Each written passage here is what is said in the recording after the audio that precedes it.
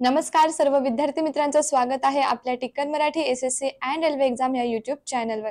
आजचा व्हिडिओ अत्यंत महत्त्वाचा आहे अशा विद्यार्थ्यांसाठी ज्यांची आता एक्झाम सुरू होणार आहे, म्हणजेच आरआरबी एनटीपीसीच्या सगळ्या विद्यार्थ्यांसाठीचा हा व्हिडिओ असणार आहे। तर आरआरबी एनटीपीसी 2025 मध्ये जी सीबीटी 1 तुमची शेड्यूल झालेली आहे, तिचं टाइम टेबल व एक्झाम पॅटर्न काय आहे हे आज आपण इथे जाणून घेणार आहोत। परीक्षेची जी डेट आहे, जी शेड्यूल झालेली आहे, तिचा व्हिडिओ मी ऑलरेडी तुम्हाला दिलेलाच आहे, बट एक्झाम पॅटर्न काय आहे, किती मार्क्सचे क्वेश्चन येणार आहे हे सुद्धा एकदा बघून घेणार आहोत आणि तुम्हाला कसा अभ्यास करायचा आहे आणि आता इतका कमी वेळ आहे तर याच्यामध्ये रिव्हिजन कशी करायची हे जाणून घेण्यासाठी या व्हिडिओला बघायचं आहे आणि व्हिडिओच्या लिंकला जास्तीत जास्त शेअर सुद्धा करायचं आहे। ओके, तर बघा आरआरबी एनटीपीसी 2025 साठी जी सीबीटी 1 आहे ग्रॅज्युएट लेवलची। ओके, इथे आपण बोलत आहोत फक्त ग्रॅज्युएट लेवलसाठी, ठीक आहे। Non technical popular categories graduate level non आता बघा आपण नॉन ग्रॅज्युएट अँड ग्रॅज्युएट दोघंही कॅटेगरीचे फॉर्म बघितलेले आहे, बरोबर की नाही। 2024 ला ही तुमची वॅकन्सी आलेली होती, बट त्याची जी पेपर आहे, पेपर शेड्यूल ह्या वर्षी झालेले आहेत, म्हणजे 2025च्या जून मध्ये झालेले आहेत। तर तुम्ही तेव्हापासून अभ्यास करत आहात, तुमचा सिलेबसही कंप्लीट झालेला आहे, तर आता फक्त वेळ आहे रिव्हिजनची। तर एकदा जाणून घेऊया आपण आपला पेपर पॅटर्न किंवा पेपरची डेट। ओके, आता जी एक्झाम डेट असणार आहे, तर एक्झाम डेट कशी आहे बघा। आता तुम्हाला इथे पोस्ट पुन्हा एकदा सांगून देते मी की graduate level non technical popular categories graduate लेवलची ही पोस्ट असणार आहे आणि त्याचेच तुमची शेड्यूल झालेली आहे एक्झाम। तर असे काही विद्यार्थी असतील तर कन्फ्यूज होऊ नका की आमची पण एक्झाम आली, असं नाहीये। इथे फक्त ग्रॅज्युएट लेवल म्हणजे ज्यांचं ग्रॅज्युएशन कंप्लीट होतं त्यांनी फॉर्म भरलेले आहे त्यांची आहे, जे 12वी बेसवर ज्यांनी फॉर्म भरलेला आहे त्यांची आतापर्यंत इथे एक्झाम डेट शेड्यूल झालेली नाहीये, तर लक्ष द्यायचंय व्यवस्थित। कम्प्युटर बेस्ड एक्झाम तुमची होणार आहे, मीन्स सीबीटी फर्स्ट तुमची इथे शेड्यूल झालेली आहे 5 जून पासून, ठीक आहे। 5 जून ते 23 जून, आता 5 जून ते 23 जूनच्या ह्या 15 दिवसाच्या कालावधीमध्ये तुमची सीबीटी फर्स्ट घेतली जाणार आहे। आता सीबीटी फर्स्ट तुमची 5 जून पासून सुरू होणार आहे, तर तुमचे जे हॉल तिकीट असणार आहे हे आपण बोलू शकतो की 10 दिवसाआधी, ठीक आहे, 1 वीक आधी तुम्हाला हॉल तिकीट मिळून जातील आणि तुमचं जे एक्झाम सेंटर आहे, जी सिटी आहे, ठीक आहे, कुठल्या ठिकाणी तुमची एक्झाम आहे हे सुद्धा तुम्हाला 7 दिवसाआधी कळून जाणार आहे। तर असे काही विद्यार्थी असतील तर काही विद्यार्थी इतके घाबरतात की 5 जून पासून एक्झाम सुरू होणार आहे आणि मॅडम आम्हाला हॉल तिकीटच नाही आलं, तर हे लक्षात ठेवायचंय की तुमचं हॉल तिकीट कधी येणार आहे, तुमच्या एक्झामच्या 7 दिवसाआधी। आपण 10 दिवस पण मानू तरी पण चालेल। तर ज्याची एक्झाम 20 तारखेला आहे तर त्याचं हॉल तिकीट 10 ला येईल, तर हे विचार करा, ठीक आहे। मग 5 तारखेपासून एक्झाम सुरू होणार आहे म्हणून पॅनिक नाही व्हायचं की आमचं हॉल तिकीट नाही आलं, तुमचं हॉल तिकीट मिळेल तुमच्या एक्झाम नुसार। आता एक्झाम तुमची 23 पर्यंत चालणार आहे, ठीक आहे, 23 जून पर्यंत तुमची एक्झाम चालणार आहे। सो 23 ला ज्याची एक्झाम असेल त्याचं हॉल तिकीट कधी येईल, मग 10 तारखेच्या नंतरच येणार आहे, 11-12 तारखेला हॉल तिकीट येईल किंवा 15लाही येऊ शकतं। सो घाबरून जायचं नाही की माझं हॉल तिकीट कधी येईल, ठीक आहे।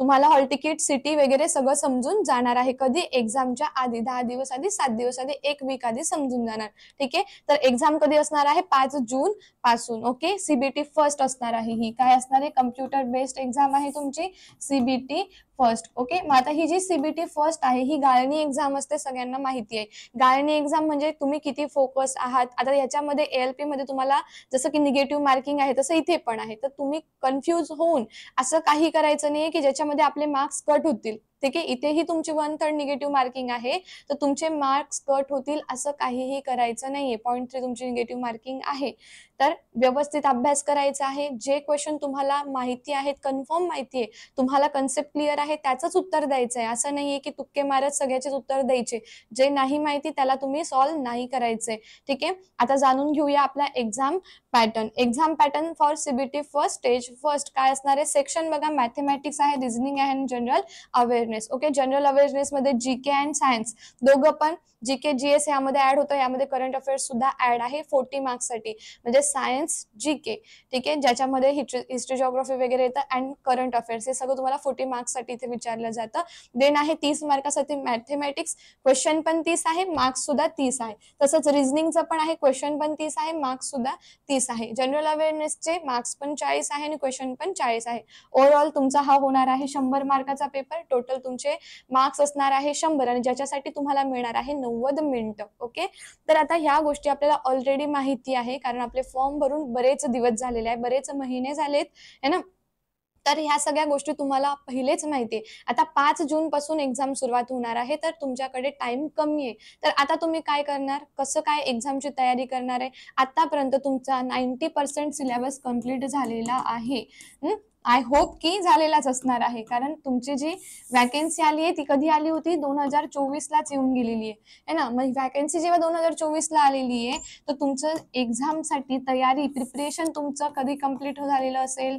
2024 ला जर ही व्हॅकन्सी आली तर तुमचा 90% सिलेबस हा डन झालेला असणार आहे, कंप्लीट झालेला असणार आहे. पण फक्त जर तुम्ही वाचत राहिलात तर तुमचं मार्क्स वाढतील किंवा तुमचं खूप प्रॉपर होणार आहे असं होत नाही.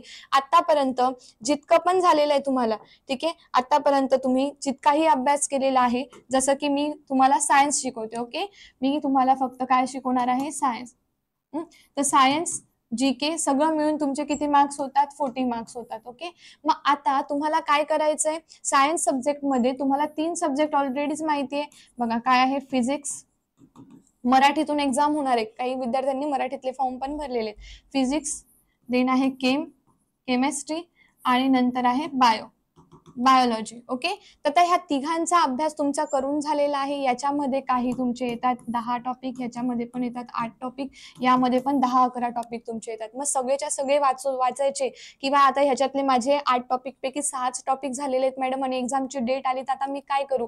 तर मी पुढचे टॉपिक करू का? तर अजिबात करायचे नाहीये, कारण तुमच्याकडे तेवढा वेळ आता उरलेला नाहीये. जेवढे टॉपिक तुमचे झाले, फिजिक्समध्ये समजा 10 चॅप्टर आहे, तुमचे 8 झालेले, केमिस्ट्रीमध्ये तुमचे 6 झालेले आणि बायोमध्ये तुमचे 5 चॅप्टर झाले किंवा 6 चॅप्टर झाले, ठीक आहे. जितकेही झाले तेवढाच अभ्यास करायचा आहे. असं नाहीये की प्रॉपर नाही झाला होता हा टॉपिक म्हणून मी त्याचा अभ्यास करायला गेलो किंवा गेली, तर असं करायचं नाहीये. आता फक्त तुम्ही टेस्ट सिरीज लावा, ठीक आहे. तुम्ही टेस्ट द्या, तुम्ही रिव्हिजन करा, तुझ्या नोट्स काढा. कुठलाही नवीन टॉपिक आत्ताच्या कंडिशनला अभ्यास करायला जायचा नाही, कारण आपल्याला आता रिव्हिजनला वेळ हवी आहे. जितका पण सिलेबस कंप्लीट करायचा होता, जितके पण टॉपिक कंप्लीट करायचे होते, आपले केले गेलेले आहेत. आता तुमची जेव्हा एक्झाम येते, एक्झाम डेट जेव्हा येते, तेव्हा तुम्हाला काय करायचं आहे? टेस्ट सिरीज लावायची आहे. मग त्या तुम्ही कुठेही लावा, तुम्ही टेस्ट सॉल्व करा. जोपर्यंत तुम्ही टेस्ट सॉल्व करणार नाही, ते क्वेश्चन बघणार नाही आणि तुमचे स्कोर तुम्हाला कळणार नाही, तोपर्यंत तुमची प्रॉपर रिव्हिजन होणार नाहीये. सो प्रॉपर रिव्हिजनसाठी फक्त आणि फक्त टेस्ट लावायचे आहे. ते तुम्ही कुठेही लावल्या तरी पण चालणार आहे. फक्त रिव्हिजन करायची आहे, कारण त्या रिव्हिजनचे जे स्कोर येतील ते तुमच्या एका नोटबुकमध्ये, एक नोटबुक अशी बनवा की ज्याच्यामध्ये तुमच्या प्रत्येक रिव्हिजनचे तुम्ही काय करायला पाहिजे? प्रत्येक टेस्टचे तुम्ही काय करायचे? स्कोर लिहायचे, ज्याच्याने तुमचे स्कोर वाढताय का काय होतंय हे पण तुम्हाला कळणार आहे. ॲट द एंड तुमचा इथे स्टडी होणार आहे व्यवस्थित. बघा, आपण अभ्यास करतच असतो नेहमी. एक्झाम येईपर्यंत अभ्यास करणे हे सोल्युशन नसतं. अभ्यास कधी करायचा आहे? जेव्हा आपला फॉर्म आलेला आहे, ठीक आहे. एक्झामला आपला जो टाईम ड्युरेशन आहे हा आपल्याला माहिती असतो.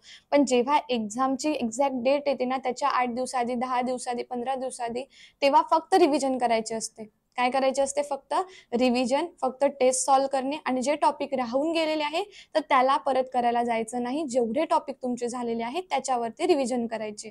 ओके. तर अशा पद्धतीने तुमचा एक्झाम पॅटर्न पण आपण बघितलेले आहे.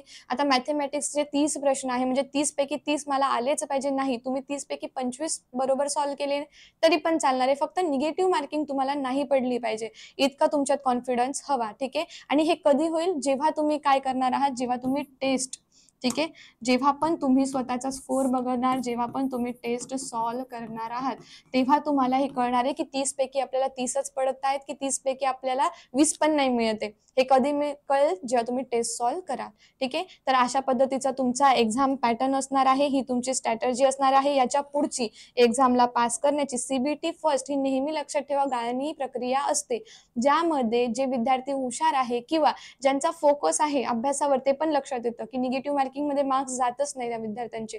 ते एकदम प्रॉपर स्टडी करतात आणि प्रॉपर एक्झाम पास करून जातात. इथे फक्त पास करायचंय तुम्हाला, ओके. तर त्यामुळे तुमचा फोकस क्लिअर ठेवायचा आहे, छान अभ्यास करायचा आहे, रिव्हिजन, आता फक्त आणि फक्त रिव्हिजन करायची आहे. तर आजचा व्हिडिओ तुम्हाला समजला असेल. यामध्ये आपण एक्झाम डेट, त्यानंतर एक्झाम पॅटर्न आणि स्ट्रॅटर्जी, ठीक आहे, ह्या एक्झामला क्रॅक करण्याची किंवा ह्याच्या पुढे आता जर आपला सिलेबस कंप्लीट झालेला आहे, तर यापुढे काय करायचं स्ट्रॅटर्जी बघण्यासाठीचा हा व्हिडिओ होता. सो आय होप तुम्हाला व्हिडिओ खूप छान समजलं असणार आहे, की मला तुम्हाला काय सांगायचं होतं. प्रॉपर कळलं असेल, की या व्हिडिओच्या माध्यमातून मी तुम्हाला काय सांगितलेलं आहे, की आता पुढे तुम्ही काय करायचं आहे. ओके. आणि जे काही स्टुडंट आहेत, ज्यांनी ग्रुप डीचे फॉर्म भरलेले आहेत किंवा 2025चे ज्यांनी ALPचे फॉर्म भरले, त्यांनी प्रॉपर आता सिलेबसवर लक्ष द्यायचं आहे, कारण त्यांच्या एक्झामला वेळ आहे. बट RRB, NTPC, CBT फर्स्टवाल्या सगळ्या विद्यार्थ्यांनी फक्त आणि फक्त रिव्हिजन करायची, कुठलाही नवीन टॉपिक करायचा नाहीये. ओके. व्हिडिओ आवडल्यास व्हिडिओला जास्तीत जास्त शेअर करायचा आहे. या व्हिडिओला लाईकही करून घ्यायचं आहे आणि असेच व्हिडिओ बघण्यासाठी Tikkar Marathi SSC and railway exam चॅनलला सबस्क्राईब करायचं.